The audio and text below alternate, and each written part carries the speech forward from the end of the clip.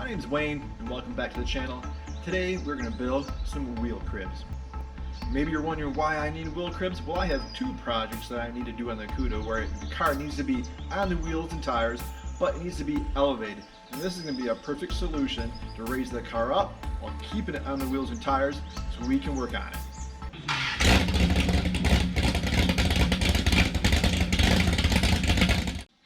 So that's right, we are going to build some wheel cribs out of wood, basic 2x4 lumber. And you really have only two options if you want to go this route with a wheel crib. One, obviously you can build it, or number two, you can go the race ramp route and buy them. But man, those are expensive. They're like 170, 180 bucks for a pair. You're gonna need two of them, so you're gonna spend well over $300 for a pair of those. They're nice, but all depends what your budget is. So in this case, I'm gonna build some. So we are gonna build some out of wood. I have access to a bunch of wood, and I thought it'd be fun to actually build a quick, simple CAD model since I have access to that, and that way I know exactly how much lumber I'm gonna need. So let's take a look at that. So check out that beauty. I did some quick CAD modeling of what I wanted. After my initial measurements, I decided I wanted the car wheel elevated 12 inches off the ground. So one thing you have to really be careful of when you're modeling this or thinking about how much wood you really need, 2x4s are not 2 inches thick, are they? They're more like 1.5. So that's something I had to take into consideration as far as building this and getting my car 12 inches off the ground. So what we're looking at is each wheel crib has 280 inches of wood. So times 4 is 1,120 inches of wood.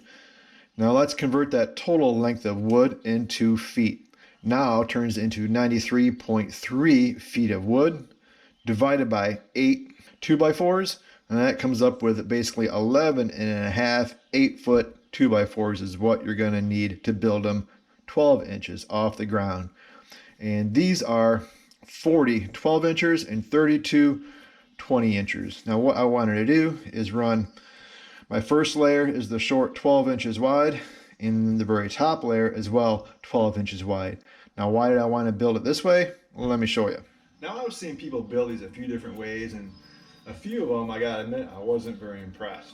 So what I wanted to do is I wanted to run my top layer that was going to support the tires, long ways. That way I'd have, basically two of my 2x4s making contact that the tire will be resting on. Then I wanted to have the very top layer, what I'm going to call like my holding layer. I want the 2x4s just outside the tires. That way it helps really encapsulate it so that it can't roll off the top of the wheel crib. So what I want to do now is figure out how wide or how long that layer wants to be. Now I'm going to build mine, as you saw, 12 inches wide. That's plenty of width. And for my tires, now we're going to make some marks on the concrete with our chalk. So we're going to put the first one right here. So we're going to make our first chalk mark right here.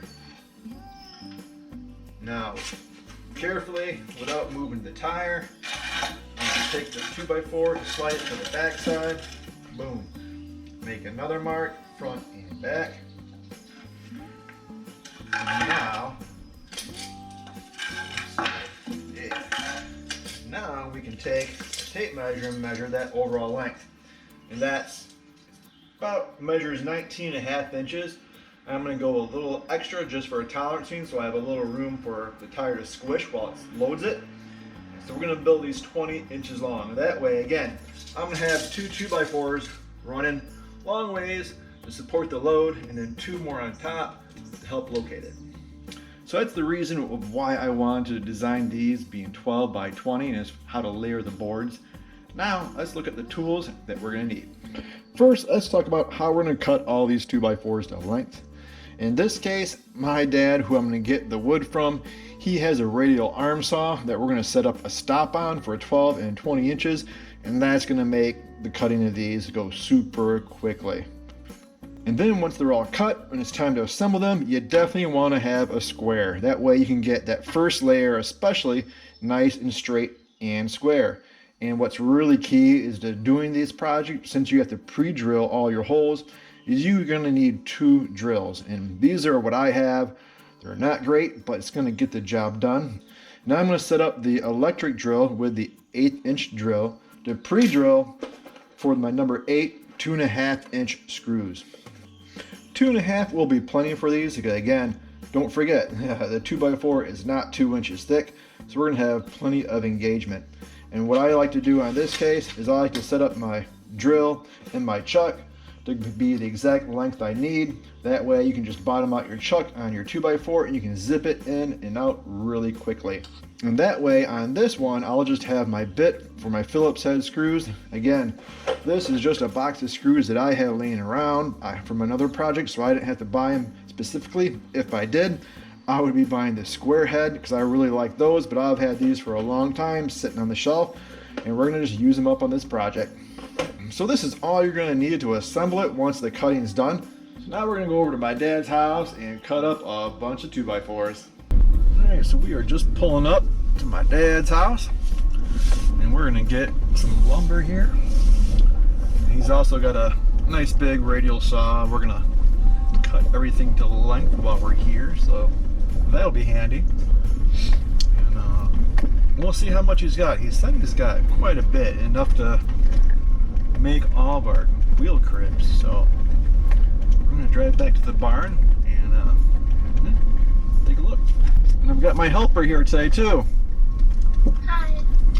Oh, looks like we got a good pile of wood going already.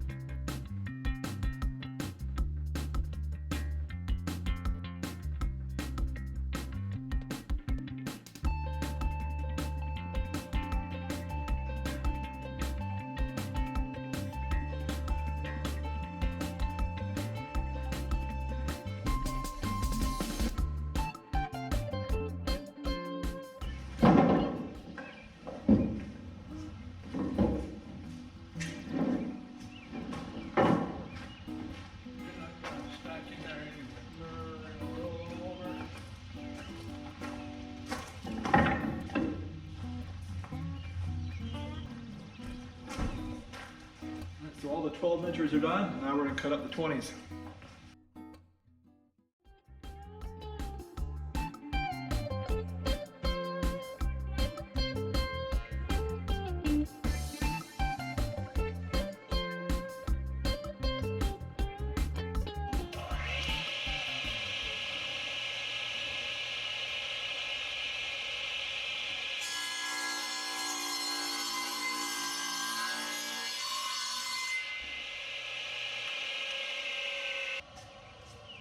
Did this 2x4 come from a church? From where? A church? It's pretty holy. Yeah, I probably had a use for it somewhere. Yeah.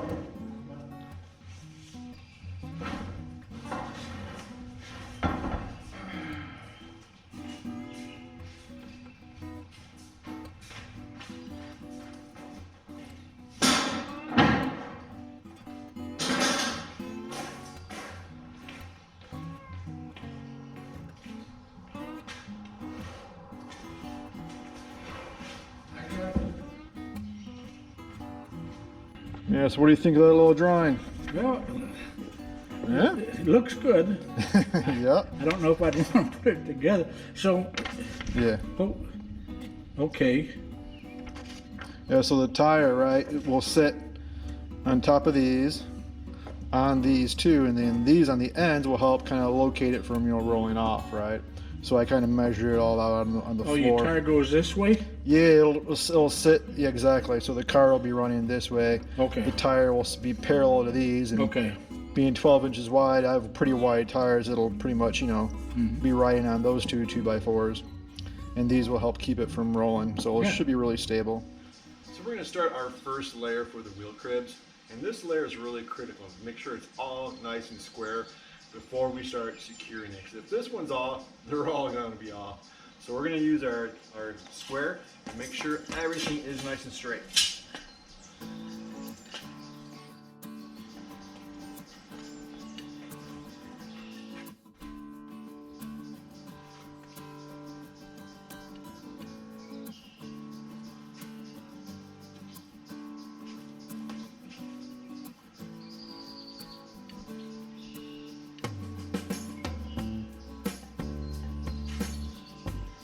Now that I'm real happy with how everything is set up and nice and square, we're going to go and start our pre-drilling process. We want to be real careful here. You don't want your boards to move during this process. So you want to put gentle pressure on.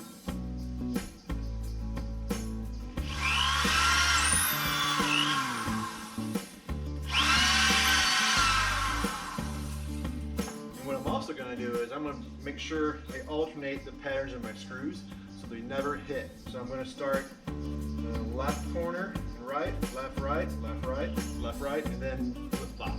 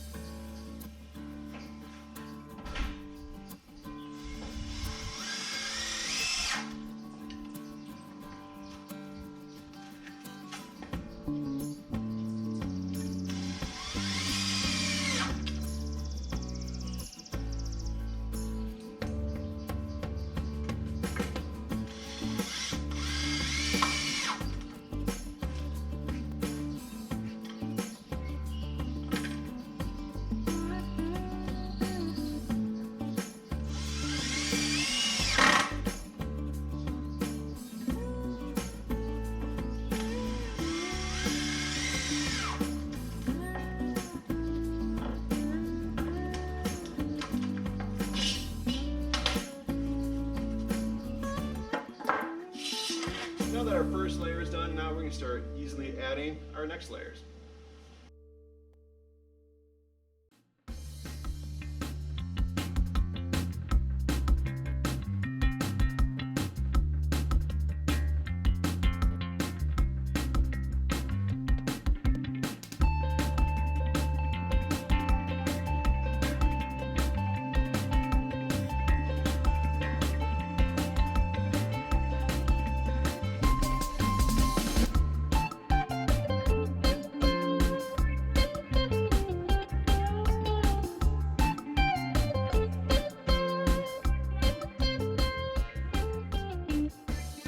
So we're about halfway through and everything's going smooth, no problems at all. So once again, the most important thing I think is getting that first layer nice and square. Then take your time, pre-drill everything, and no problems.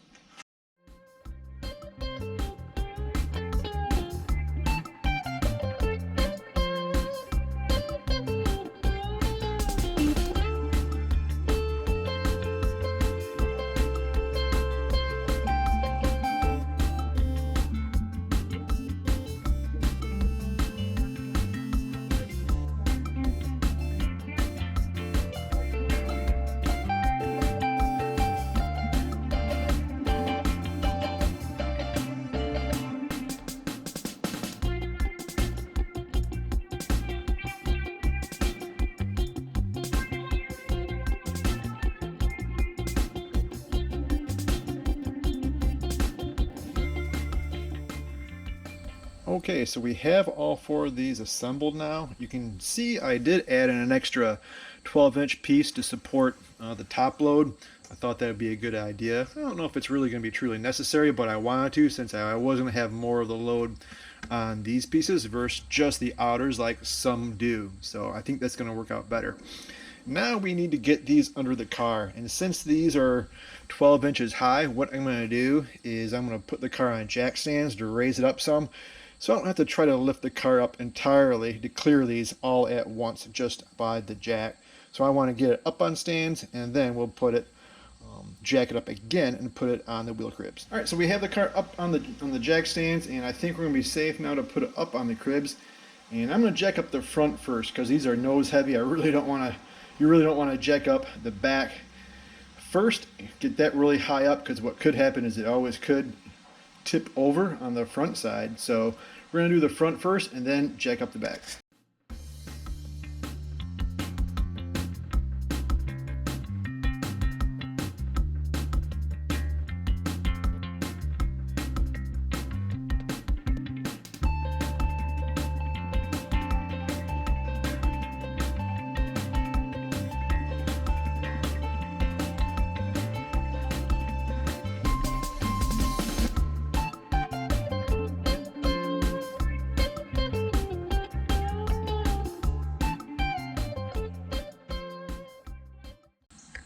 Well, that went really smooth and even better than I could imagined. I'd be lying if I said I wasn't a little bit nervous about jacking the car up that high, teetering around on jack stands, but no problem. Just take your time and do it incrementally. Don't try to do it all at once. You'll definitely be risking trouble if you do. So let's check it out. So lowering the car down on the cribs didn't even budge. Not 1 ounce of flex or cracking that you could hear, and they look great.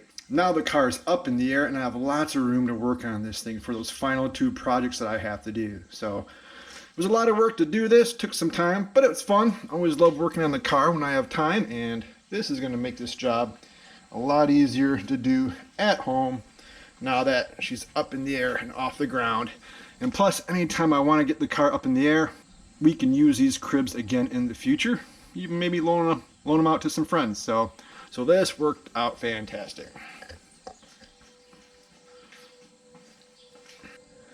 That's right, one more thing we can cross off our list, and the wheel cribs are done.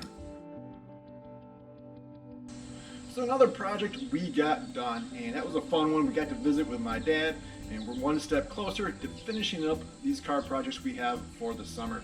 So hopefully you enjoyed the video. If you did, please hit the like button, and don't forget to subscribe if you haven't. And if you turn on the bell notification, you'll be notified each and every time I upload a new video. Thanks for watching, and I'll see you next time.